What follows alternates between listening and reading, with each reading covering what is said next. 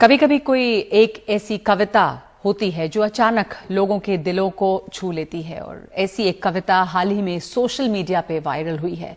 Mob lynching पर केंद्रित है ये कविता।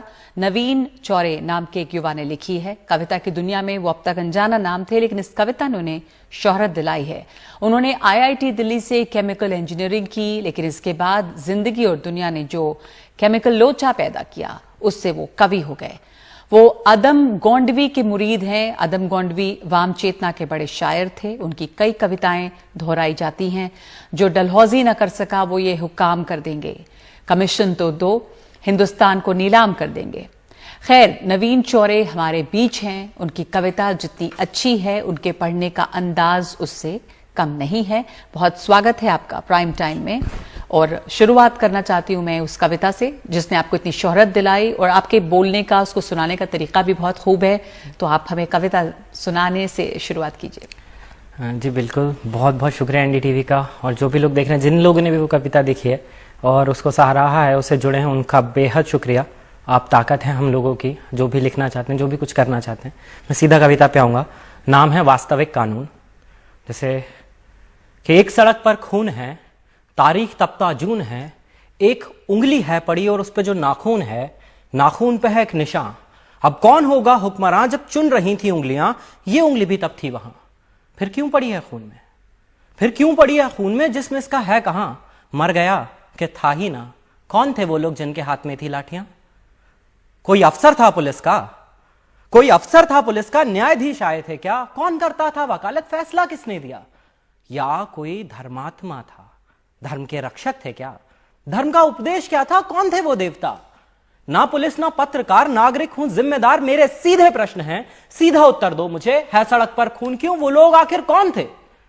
आदमी छोटे हैं साहब, आदमी छोटे हैं साहब, हम का पड़ते बीच में। हम बचाने भी गए थे, 3 पड़ गए खींच के। मोटरसाइकिल लाए थे, रोड पे कर दी खड़ी, 8-10 लौंडे लपाड़े, लाठियां इतनी बड़ी। गाली दे के नाम पूछा, पेट में घुसा दिया, अधमरा वो गिर पड़ा, फिर दे दनादन लाठियां।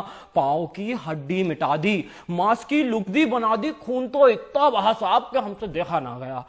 सब एक उनमें होश में था, एक उनमें होश में था। जाने उसको क्या पड़ी, जेब से चाकू निकाला, उंगली उसकी काट ली।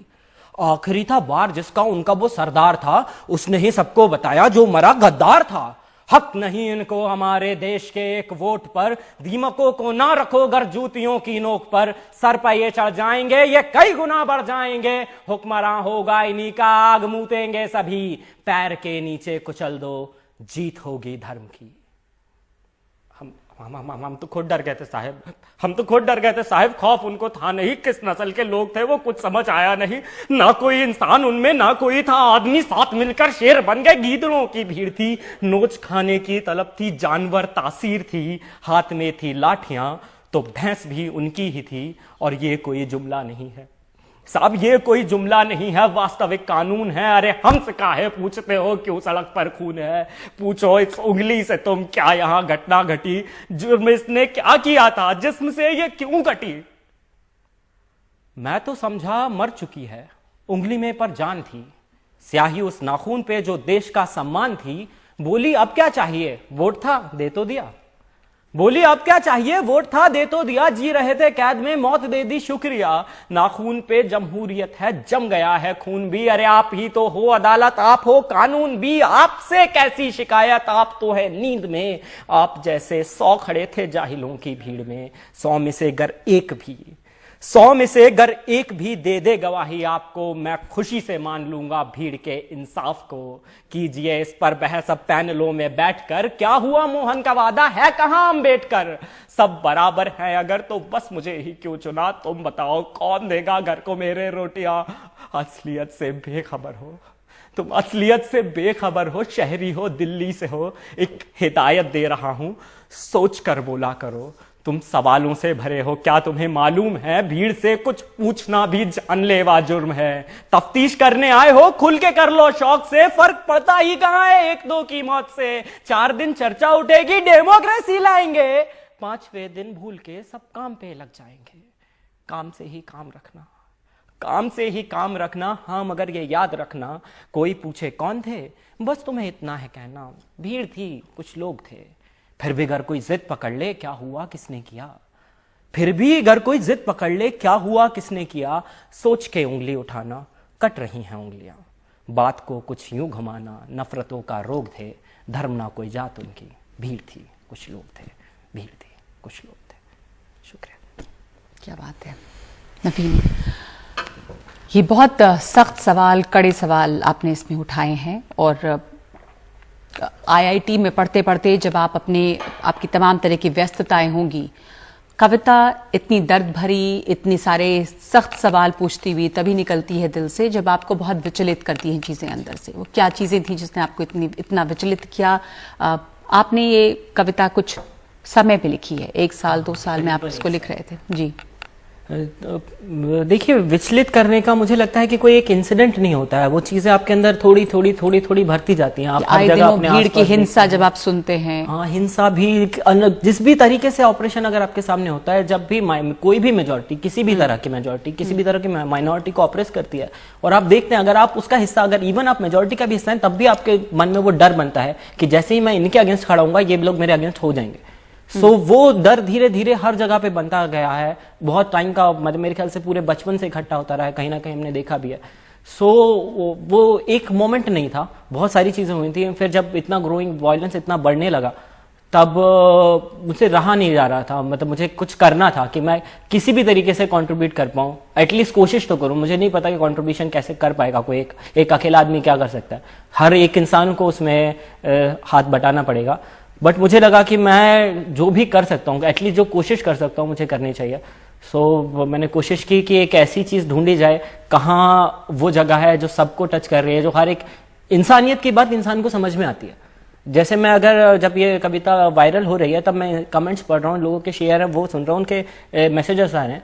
कुछ पाकिस्तान से भी कुछ लोगों ने शेयर किया, और वो ये कह रहे हैं कि हमारे हुक्मरान भी यही हैं, ऐसे ही हैं, हमारी जमहूरियत भी ऐसी है, हमारा देश भी बिल्कुल ऐसा है। आपको तारीफ मिल रही है, आपने कहा, आपने शेयर किया है, बहुत सारे कमेंट्स आ रहे हैं, जिस तरह के सवाल आपने कहे हैं। आपने ये भी कहा कि ये जीत होगी धर्म की, एक लाइन इसमें था, इसमें साफ है ये सवाल, ये बात सामने आती है कि धर्म के नाम पर भी लोग हिंसा करते हैं, धर्म के नाम पर ज्यादातर हिंसा मॉब लिंचिंग का बहुत बड़ा हिस्सा धर्म के नाम पे हो रहा है। तो वैसे में एक पूरी एक भीड़ जो है, वो सिर्फ सड़कों पर नहीं है, वो भीड़ सोशल मीडिया पे भी है।